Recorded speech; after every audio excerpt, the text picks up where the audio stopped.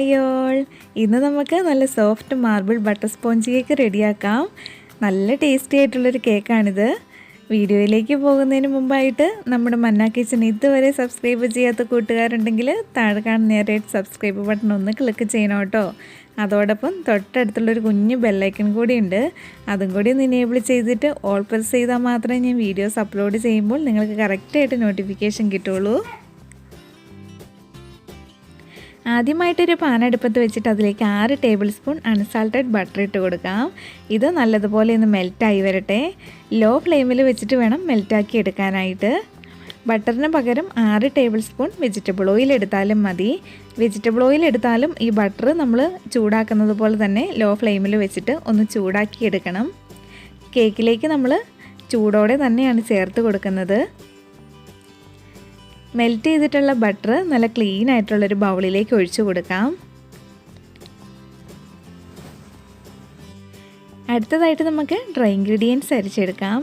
ചൂടായിട്ടുള്ള ഈ ബട്ടറിലേക്ക് 1/2 കപ്പ് മൈദ, 1/2 teaspoon baking powder, 1 നുള്ളുപ്പ്, ഇത്രയും നല്ലതുപോലെ അരിച്ച് ചേർത്ത് കൊടുക്കാം. ഓയിലാണെങ്കിലും ബട്ടർ ആണെങ്കിലും ഡ്രൈ ഇൻഗ്രീഡിയൻസ് ചേർത്ത് കൊടുക്കുമ്പോൾ ചൂട് വേണം. ഇനിയും ബട്ടറും ഡ്രൈ ഇൻഗ്രീഡിയൻസും കൂടെ വിസ്ക് വെച്ചിട്ട് നല്ലതുപോലെ ഒന്ന് മിക്സ് ചെയ്തെടുക്കാം. ബട്ടറും മൈദയൊക്കെ മിക്സ് ചെയ്തെടുത്തിട്ടുണ്ട്. ഇനി ഈ കേക്കിലേക്ക് നമ്മൾ 3 മുട്ടയാണ് ചേർത്ത് കൊടുക്കുന്നത്. ഈ മുട്ടയുടെ മഞ്ഞയും വെള്ളയും ഒന്ന് സെപ്പറേറ്റ് ചെയ്തെടുക്കണം. സെപ്പറേറ്റ് ചെയ്തിട്ടുള്ള 3 മുട്ടയുടെ മഞ്ഞക്കരു ഈ മിക്സിലേക്ക് ചേർത്ത് കൊടുക്കാം. ഈ കൂടെ തന്നെ 2 ടേബിൾ സ്പൂൺ പാലും കൂടി ചേർത്ത് കൊടുക്കാം. പാല് ചേർത്തപ്പോൾ ഞാൻ വീഡിയോ ഓൺ ചെയ്യാൻ വിട്ടുപോയി.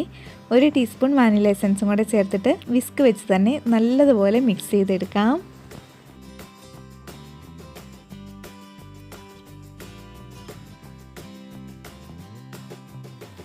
ഇതെല്ലാം കൂടി നല്ലതുപോലെ മിക്സാക്കി എടുത്തിട്ടുണ്ട്. ഇനി മുട്ടയുടെ വെള്ളം ഒന്ന് ബീറ്റ് ചെയ്തെടുക്കാം. ഞാൻ ഇലക്ട്രിക് ബീറ്റർ വെച്ചിട്ടാണ് ചെയ്തെടുക്കുന്നത്. ഇനി ബീറ്റർ ഇല്ലാത്തവർ വിസ്ക് വെച്ചിട്ട് ബീറ്റ് ചെയ്തെടുത്താൽ മതി. കുറച്ചധികം സമയമാകുന്നേ ഉള്ളൂ. മുട്ടവെള്ളം ചെറുതായിട്ടൊന്ന് പതഞ്ഞ് വന്നു കഴിഞ്ഞാൽ ഇതിലേക്ക് 1/3 കപ്പ് പഞ്ചസാര ഒരു 2-3 പാർട്ടായിട്ട് ചേർത്ത് കൊടുക്കാം. ഞാനിപ്പോൾ പൊടിക്കാതെയാണ് പഞ്ചസാര എടുത്തിരിക്കുന്നത്. ഇനി വിസ്ക് വെച്ചിട്ട് ബീറ്റ് ചെയ്തെടുക്കുന്നവർ 1/2 കപ്പ് പൊടിച്ചിട്ടുള്ള പഞ്ചസാര ചേർത്ത് കൊടുത്താൽ മതി. വിസ്ക് വെച്ച് ചെയ്യുമ്പോൾ പൊടിച്ചിട്ടുള്ള പഞ്ചസാര ചേർത്ത് കൊടുക്കുകയാണെങ്കിൽ പെട്ടെന്ന് തന്നെ അത് മിക്സായി കിട്ടും.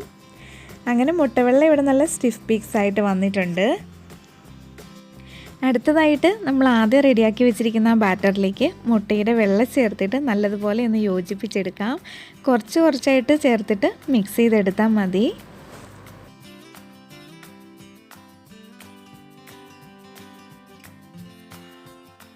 മുട്ടവെള്ളയൊക്കെ ചേർത്തിട്ട് കേക്കിൻ്റെ ബാറ്റർ ഇവിടെ റെഡിയാക്കി എടുത്തിട്ടുണ്ട്. ഇനി ഒരു ബൗളിലേക്ക് 2 ടീസ്പൂൺ കൊക്കോ പൗഡർ ഇട്ട് കൊടുക്കുകയാണ്. ഇതിലേക്ക് ഈ വൈറ്റ് ബാറ്ററിൽ നിന്ന് കുറച്ചെടുത്തിട്ട് ഒന്ന് മിക്സ് ചെയ്തെടുക്കാം. ഇവിടെ വീട്ടിലെല്ലാവർക്കും മാർബിൾ കേക്കിൽ വാനില ഫ്ലേവറാണ് കൂടുതൽ ഇഷ്ടം. അതുകൊണ്ട് ഞാൻ ചോക്ലേറ്റ് ബാറ്റർ കുറച്ച് മാത്രമേ റെഡിയാക്കി എടുക്കുന്നുള്ളൂ. നിങ്ങൾക്ക് വാനിലയുടെയും ചോക്ലേറ്റിൻ്റെയും ആ ഫ്ലേവർ ഒരുപോലെ വേണമെന്നുണ്ടെങ്കിൽ ബാറ്റർ പകുതി ആക്കിയ ശേഷം ഒന്നിൽ കൊക്കോ പൗഡർ മിക്സ് ചെയ്തെടുത്താൽ മതി. അങ്ങനെ കേക്കിലേക്കുള്ള ചോക്ലേറ്റ് ബാറ്റർ ഇവിടെ റെഡി ആയിട്ടുണ്ട്. ഞാനിത് ഒരു പൈപ്പിംഗ് ബാഗിലേക്ക് മാറ്റുവാണ്. അങ്ങനെ മാറ്റണമെന്നൊരു നിർബന്ധവും ഇല്ല. ഒരു സ്പൂൺ വെച്ചിട്ട് ബാറ്റർ ഒഴിച്ചു കൊടുത്താൽ മതി. 7 ഇഞ്ചിൻ്റെ ബേക്കിംഗ് ടിന്നിൽ ബട്ടർ പേപ്പർ വെച്ച് കൊടുത്തിട്ടുണ്ട്. അതിലേക്ക് വാനില ബാറ്റർ ഒഴിച്ച് കൊടുക്കുവാണ്. അധികവും വാനില ബാറ്റർ തന്നെയാണ് ഒഴിച്ച് കൊടുത്തിരിക്കുന്നത്. ഇതിന് മുകളിലായിട്ട് ചോക്ലേറ്റ് ബാറ്റർ ഒന്നാക്കി കൊടുക്കാം.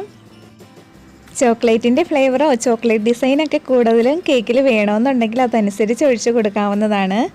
വീണ്ടും ബാക്കിയുള്ള വാനില ബാറ്റർ മുഴുവനായിട്ട് ഒഴിച്ച് കൊടുക്കുവാണ്. അതിന് മുകളിലായിട്ട് ചോക്ലേറ്റിൻ്റെ ബാറ്ററും കൂടി ആക്കി കൊടുക്കാം. നമ്മളെടുത്തിരിക്കുന്ന സാധനങ്ങളുടെ അളവൊക്കെ കുറവായതുകൊണ്ട് 7 ഇഞ്ചിൻ്റെ ബേക്കിംഗ് ടിന്നിൽ എടുത്താൽ കേക്കിന് കുറച്ച് ഹൈറ്റ് കുറവായിട്ടാണ് കിട്ടുന്നത്. കുറച്ചും കൂടെ ഹൈറ്റ് വേണമെന്നുണ്ടെങ്കിൽ 6 ഇഞ്ചിൻ്റെ കേക്ക് ടിന്നിൽ ബേക്ക് ചെയ്തെടുത്താൽ മതി. എല്ലാ കേക്കുകളെയും വെച്ച് മാർബിൾ കേക്കിന് പൊതുവേ കുറച്ച് ഹൈറ്റ് കുറവുള്ള കേക്കായതുകൊണ്ടാണ് ഞാൻ 7 ഇഞ്ചിൻ്റെ കേക്ക് ടിന്നിൽ ബേക്ക് ചെയ്തെടുക്കുന്നത്. ഇനി ടൂത്ത് പിക്ക് വെച്ചിട്ട് കേക്കിന് മുകളിൽ ഇങ്ങനെയൊന്ന് വരച്ച് കൂടി കൊടുക്കുവാണ്. ടിന്നൊന്ന് ടാപ്പ് കൂടി ചെയ്ത് കൊടുക്കാം. ഞാൻ ഈ കേക്ക് ഓവനിലാണ് ബേക്ക് ചെയ്തെടുക്കുന്നത്. 180 ഡിഗ്രി സെൽഷ്യസിൽ 10 മിനിറ്റ് പ്രീ ഹീറ്റ് ചെയ്ത ഓവനിൽ 25 മിനിറ്റാണ് ബേക്ക് ചെയ്തെടുക്കുന്നത്. ഓവനില്ലാത്തവർക്ക് കുക്കറിലും സോസ് പാനിലും ഒക്കെ ബേക്ക് ചെയ്തെടുക്കാവുന്നതാണ്. നമ്മുടെ കേക്ക് ഇവിടെ ബേക്കായി വന്നിട്ടുണ്ട്. ഇനി ഇതൊന്ന് തണുത്ത് വരട്ടെ. കേക്ക് നല്ലതുപോലെ തണുത്ത് വന്നിട്ടുണ്ട്. ഇനി ബട്ടർ പേപ്പറൊക്കെ ഒന്ന് മാറ്റി കൊടുക്കാം. കേക്ക് നല്ല സോഫ്റ്റായിട്ടാണ് കിട്ടിയിരിക്കുന്നത്. മുകളിൽ ഒട്ടിപ്പിടിക്കുന്ന ഒന്നുമില്ല. ഇനി ഇത് നമുക്കൊന്ന് മുറിച്ചുകൂടി നോക്കാം. ശരിക്കും മുട്ടയുടെ വെള്ളയും മഞ്ഞയൊക്കെ സെപ്പറേറ്റ് ചെയ്തിട്ട് കേക്ക് റെഡിയാക്കി എടുക്കാൻ കുറച്ച് ബുദ്ധിമുട്ട് തോന്നിയാലും ആ ഒരു രീതിയിൽ ചെയ്തെടുത്താൽ കേക്കിനൊരു പ്രത്യേക ടേസ്റ്റും ഉണ്ട്, നല്ല സോഫ്റ്റുമാണ്. അതുപോലെ കഴിക്കുമ്പോൾ മുട്ടയുടെ ആ ഫ്ലേവറൊന്നും കേക്കിൽ വരുന്നുമില്ല.